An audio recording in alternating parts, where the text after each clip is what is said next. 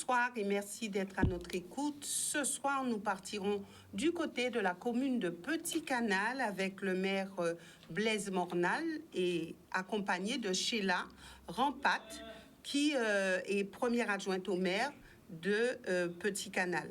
Alors, c'est vrai que nous aurons l'occasion d'aborder deux thématiques et je débuterai tout d'abord avec Madame Rampat sur la question du social, puisque vous êtes bien sûr au niveau du social, vous êtes conseillère régionale.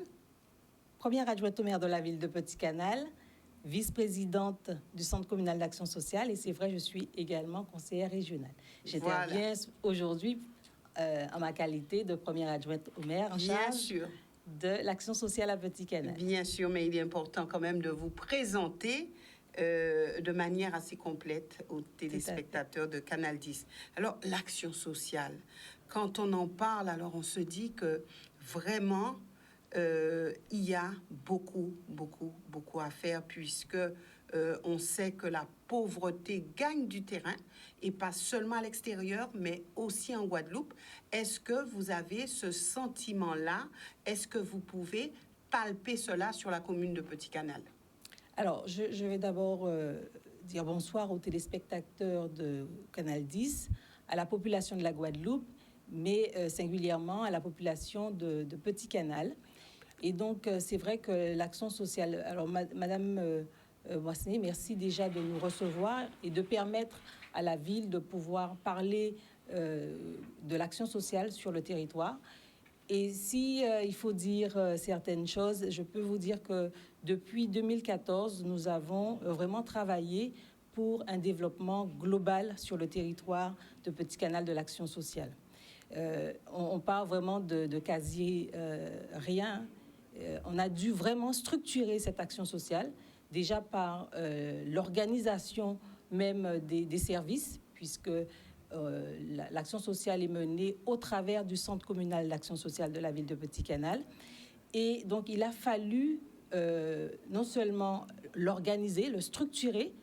Donc, on peut dire qu'il y a eu des mutations au fil des années? Tout à fait, véritablement, puisqu'aujourd'hui, nous avons une structure qui fonctionne avec des équipes. On a dû le structurer par pôle, un pôle insertion, parce que nous savons que le volet insertion est crucial sur notre territoire avec un taux de chômage assez élevé.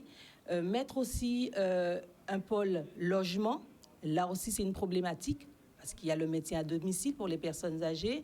On a également l'amélioration de l'habitat, mais aussi des aides facultatives pour le quotidien même des administrés qui ont des difficultés, notamment pour payer des factures d'eau, des factures d'électricité, et également un volet solidarité. Donc, on peut dire que les demandes sont pressantes. Et alors, comment y faire face? Est-ce que, au niveau d'une commune comme Petit Canal, vous pouvez répondre à toutes les attentes? Alors, les demandes sont pressantes, c'est vrai. Mais comme je l'ai indiqué, nous avons dû l'organiser, le structurer.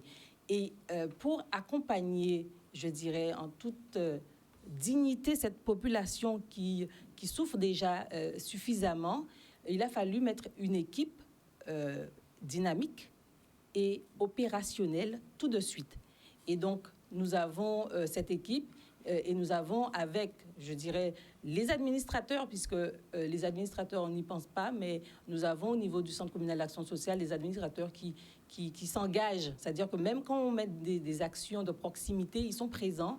Donc, je profite de votre plateau pour vraiment les remercier, les administrateurs, les élus aussi qui sont sur le terrain au quotidien. Et ça, c'est important de le dire. Des élus travaillent. Et c'est vrai qu'il y a des parties qu'on ne voit pas, qui ne sont pas visibles. Mais quand on est en commission, les élus travaillent, réfléchissent, donnent des idées pour pouvoir accompagner vraiment de manière opérationnelle les administrés dans leur démarche, dans leur quotidien. C'est pour cela que cette émission politique s'est adaptée à ce contexte-là, montrer les gens qui travaillent, qui ont des commissions particulières, que les populations puissent les identifier, puissent savoir aussi quel travail est réalisé, puisqu'on a souvent tendance à voir le maire et pas ceux qui l'accompagnent dans son action. Donc, c'est vrai qu'aujourd'hui, nous irons par thématique et demandant au maire d'être accompagné d'autres personnes pour que nous puissions voir un petit peu plus clair au niveau de l'action communale. Voilà, donc au niveau de l'action sociale, vous avez dit, est-ce qu'il est important pour vous de savoir combien de personnes sont en difficulté sur le territoire, combien de personnes sont en situation de pauvreté? Est-ce que vous avez fait ce travail et pourquoi, si vous l'avez fait, pourquoi est-ce qu'il est important? Alors, il faut savoir que l'action sociale, et j'aime à le dire, ne se fait pas seule. L'action sociale se fait en réseau, en partenariat.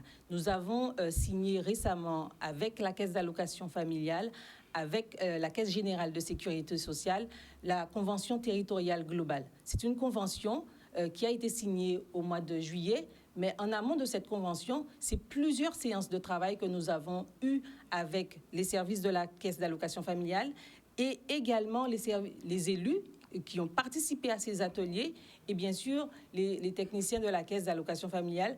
Et sur ce diagnostic, bien sûr, quand on parle de diagnostic, on a des points positifs qui vont être soulevés, mais on a aussi des points à améliorer. Et nous avons travaillé sur ces points à améliorer. Et au travers de cette convention, c'est avec les partenaires qui sont aussi sur le territoire, c'est-à-dire que nous allons travailler avec les associations. Et je veux vraiment les féliciter parce que nous avons eu récemment sur la ville de Petit-Canal le village des associations. Et c'est vous dire que nous avons des associations qui sont vraiment dynamiques sur le territoire et qui jouent le jeu. Et on a besoin d'eux, on s'appuie sur ces associations justement pour aller sur le terrain et pour toucher le public que nous, les institutions, n'arrivent pas forcément à toucher. Alors justement, quel est le public le plus demandeur, je dirais? Est-ce que ce sont les jeunes, les personnes âgées? Qui est demandeur aujourd'hui? Alors, qui est demandeur? On a bien sûr le public de la jeunesse et c'est pour ça que notre priorité est sur cette jeunesse parce qu'on sait qu'il y a cette difficulté de recherche d'emploi. Et sur le volet insertion, je peux vous dire que là aussi, nous avons beaucoup travaillé avec le pôle, on a la maison de la formation et de l'insertion au bourg de Petit-Canal. Et c'est une structure que nous avons vraiment souhaité mettre en place à destination de la jeunesse. Pas seulement, mais en priorité, parce que nous avons conventionné avec des partenaires qui sont au niveau de la maison de la formation, notamment le Pli du Nord Grande Terre, et qui mènent aussi les actions de proximité.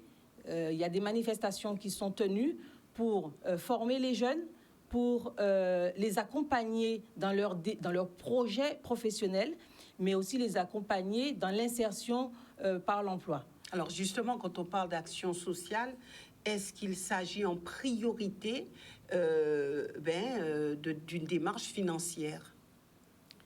Est-ce que les gens, il faut leur donner de l'argent? Est-ce qu'il faut les aider à trouver un emploi? Comment est-ce que vous abordez la chose? Puisque quand on parle d'action sociale, on voit tout de suite, j'ai besoin d'argent, j'ai besoin de quoi construire ma maison. Enfin bref, on voit tout de suite cela. Est-ce votre démarche principale?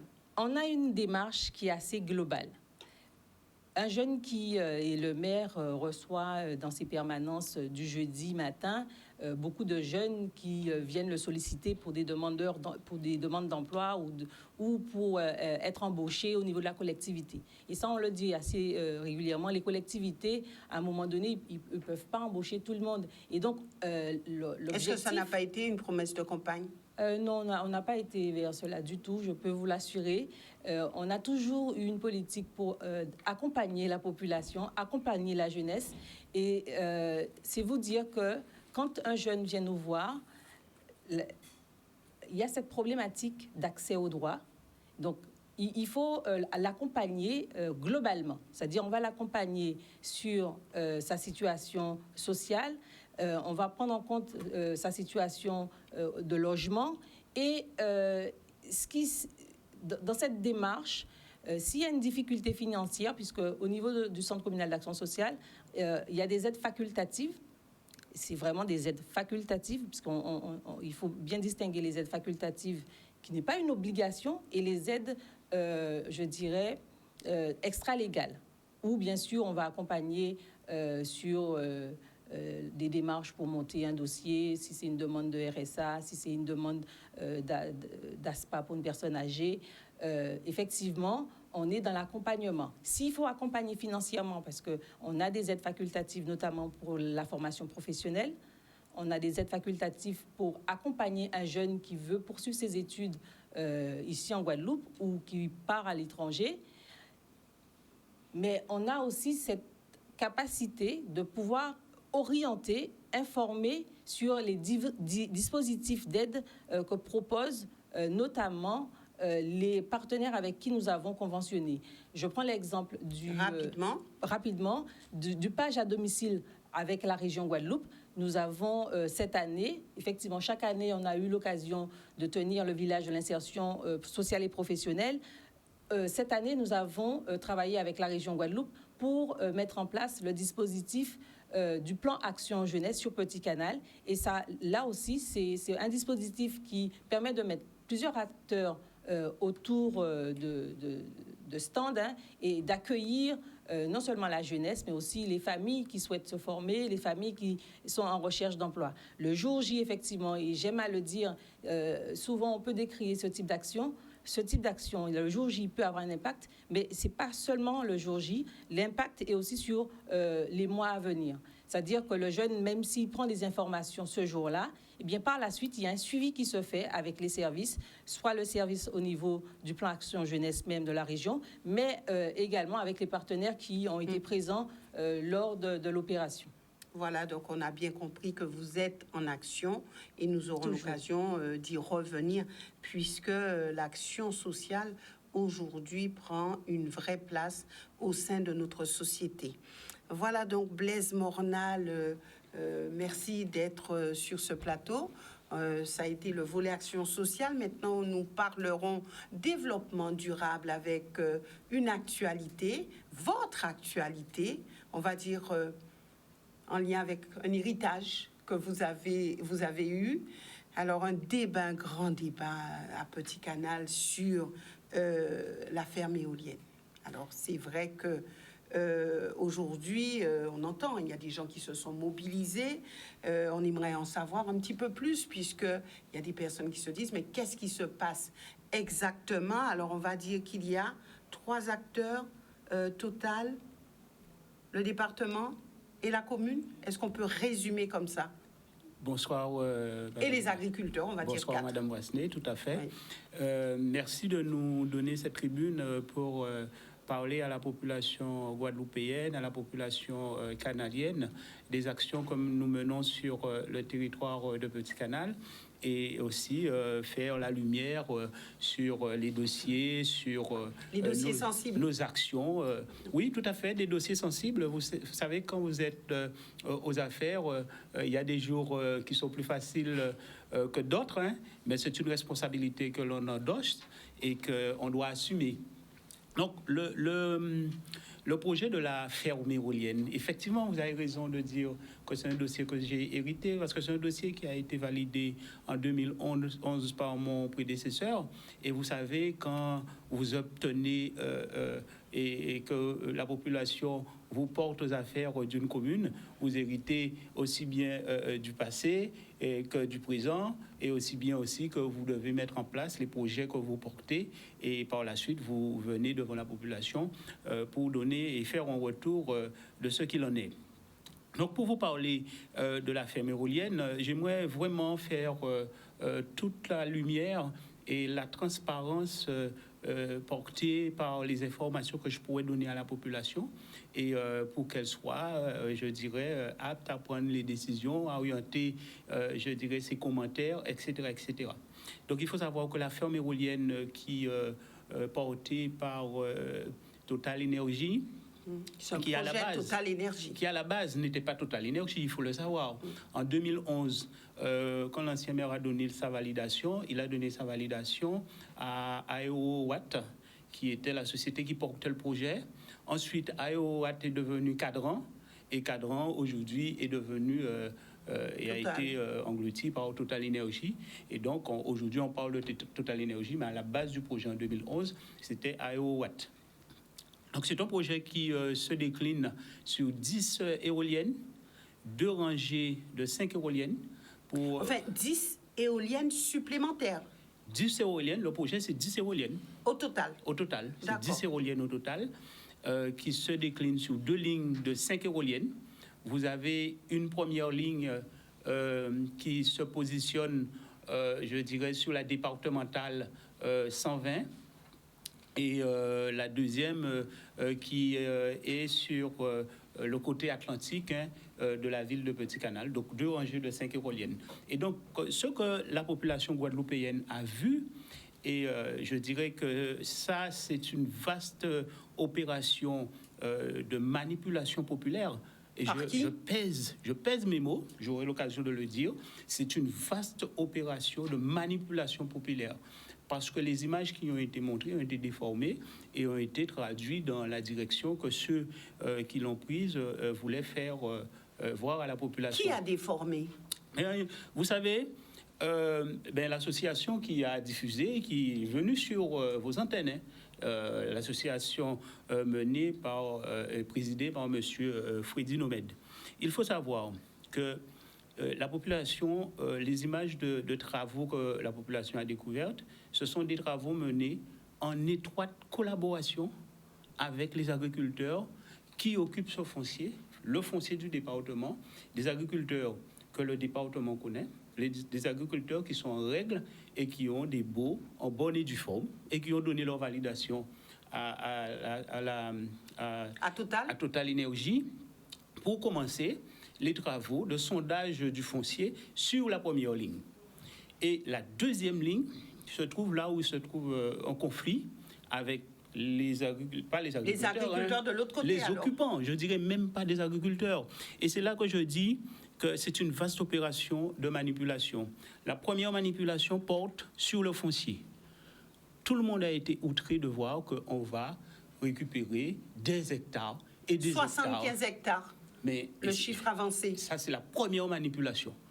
Une première manipulation de la population guadeloupéenne en leur disant que ça concernait 75 hectares. En réalité, le projet concerne 2 hectares dus. 1 hectare et demi pour l'implantation des éoliennes et 7000 mètres carrés pour la sécurisation. Pour les voies d'accès, c'est-à-dire les voies qui vont permettre d'aller sur ces éoliennes. Donc, une éolienne, c'est 1500 mètres carrés d'occupation, 700 mètres carrés de voirie pour y aller. Ça nous fait 2200 mètres carrés multiplié par 10 éoliennes, 2 hectares 2. Et voilà d'où vient ce chiffre de 75 hectares alors? 75 hectares, ça va réveiller les Guadeloupéens, ça va outrer les Guadeloupéens que l'on prenne 75 hectares pour faire une ferme éolienne. Même moi, je ne serais pas d'accord à ce qu'on prenne 75 hectares. Mais imaginez-vous, quand je vous dis 2 hectares 2 sur 75 hectares, votre jugement est autre, je suis sûr. Et les Guadeloupéens aussi doivent connaître cette vérité-là. La deuxième manipulation et contre-vérité que je dirais, c'est ce qui a été fait sur vos plateaux. 3 individus sont venus et ils se sont déclinés comme des agriculteurs. Ils ne sont pas agriculteurs. Le président, M. Freddy Nomad, il est chauffeur poids lourd. Son frère qui était assis là, il est chauffeur poids lourd. Le 3e individu, c'est leur beau-frère. Et à ma connaissance, c'est une affaire de famille? Il n'est pas agriculteur. Bien sûr que c'est une affaire de famille en grande partie. Et je prends mes responsabilités en le disant. Ils sont venus ici se décliner comme agriculteurs. Et j'ai bien vu la manipulation. Lorsque Chicanos leur a demandé « Vous êtes agriculteur ?» Ils ont dit « On est fils d'agriculteurs. » On est tous fils d'agriculteurs dans le Nord-Grande-Terre, en majorité. Donc, là encore, la deuxième manipulation faite aux yeux de la population guadeloupéenne. Pour moi, ça, c'est grave. Donc, les agriculteurs n'ont aucun problème avec ce projet, on peut dire cela? Tous les agriculteurs qui se trouvent impactés par les travaux que vous avez vus et qui ont commencé, ces agriculteurs-là, ils ont été contactés par la société. Il y a eu une négociation avec ces agriculteurs. Il y a eu dédommagement pour la surface occupée. Et ces agriculteurs étaient totalement d'accord avec les travaux qui ont commencé et que nous avons donné l'aval aussi pour y aller. Vous avez dit, je vais en toute transparence, je parle à cette population. Est-ce que dans le lot, il y a quand même des agriculteurs mécontents? Il y a un agriculteur mécontent et c'est un agriculteur que j'ai proposé de l'accompagner parce qu'il se trouve sur le foncier du département et qui refuse que je l'accompagne et qu'il puisse obtenir un bail pour l'occupation qu'il a sur le foncier du département. Et les autres agriculteurs qui étaient dans une situation d'irrégularité, je les ai accompagnés. Aujourd'hui, ils ont un bail qui est légitime sur le foncier qui appartient au département. Et la troisième contre-vérité... Il y en a trois? Il y en a trois. La première, on a parlé des superficies. 2 hectares 2 sur 75 hectares, et pas 75 hectares, qui va être occupé. Le bail ne porte pas sur 2 hectares 2, à la limite, le bail porte même sur 1 hectare 64. C'est pour vous dire. Et je vais vous dire, ils ont sorti un tract où ils confirment ça, que j'aurai l'occasion de vous remettre. D'accord. Et que vous pourrez donner à la population. Ça, c'est la première contre-vérité. La deuxième contre-vérité, c'est de se dire agriculteur alors que ce ne sont pas des professionnels de l'agriculture. Pour moi, ça, c'est une usurpation d'entité. C'est une usurpation de titre alors qu'ils ne le sont pas. Et la troisième contre-vérité, c'est qu'aujourd'hui, la revendication de ces individus, c'est que le département leur octroie 25 hectares de terre. Ils mettent rouge sur blanc, parce que leur tract, c'est un tract rouge, écrit en rouge, ils mettent rouge sur blanc, nous exigeons 25 hectares de terre sur la zone de Dadou, sur les 75 hectares. Qui exige? Ben, ce que la population guadeloupéenne ont vu avec votre collègue Chicanos. Non, mais c'est pour vous dire. Qu'est-ce qu'ils feront avec ces terrains? Mais c'est pour vous dire quelle est cette vaste manipulation montée de toutes pièces où des hommes ont utilisé les réseaux sociaux et sont venus utiliser le plateau de Canal 10 pour mentir à la population. Et je vous dis, je prends mes responsabilités en le disant. Vous me connaissez, je suis un homme de parole, je suis un homme intègre, je suis un homme transparent et je veux que la population comprenne. Et Islise, je vous ai envoyé un dossier complet de la situation, un rapport complet de ce qu'est la ferme mérolienne et de l'historique, la chronologie de toutes les validations qui ont eu lieu sur la ferme mérolienne. Et ce rapport, je le dis aux Guadeloupéens, je regarde les Guadeloupéens actuellement pour leur dire que ce rapport est disponible sur le site de la ville de Petit-Canal. Ils pourront avoir accès à ça à la page 10, 11 et 12. Tous les éléments sont décrits de manière claire et nette. Aujourd'hui, je n'accepte pas qu'on salisse la réputation de l'équipe qui m'accompagne. Je n'accepte pas que l'on nomme mon nom et qu'on salisse mon nom alors que je suis en train de défendre les intérêts de la population canadienne. La vérité, c'est que nous sommes arrivés en 2015, en 2014. Nous avons découvert en 2015 ce projet-là dont nous n'avons pas connaissance. Nous l'avons contesté devant les tribunaux parce qu'il y avait des failles. Nous l'avons contesté. Nous avons eu, dans un premier temps, gain de cause et les modifications que nous avions demandées ont été réalisées. Par la suite, nous nous sommes positionnés autrement pour défendre les intérêts de la population canadienne.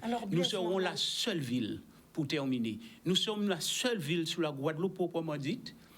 Demain, si ce projet se met en place, nous serons la seule ville où les revenus qui vont sortir de cette ferme éolienne vont rester sur le territoire guadeloupéen à hauteur de 10% et qui seront utilisés, je dirais, dans l'intérêt de la population canadienne et dans l'intérêt de la Guadeloupe. Rapidement, vous avez un chiffre?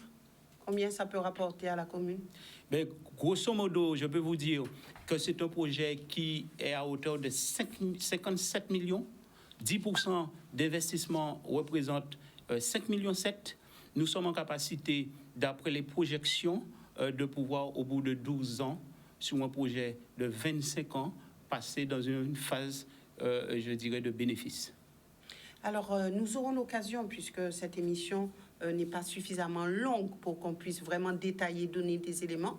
Donc, je prends d'ores et déjà un rendez-vous avec vous pour que nous puissions décortiquer les choses, bien expliquer à cette population, parce qu'elle est en capacité de comprendre. Ce serait avec plaisir, parce que le développement durable, on est tous concernés par le développement durable, et avec tous les phénomènes que nous connaissons actuellement, c'est l'affaire de tous.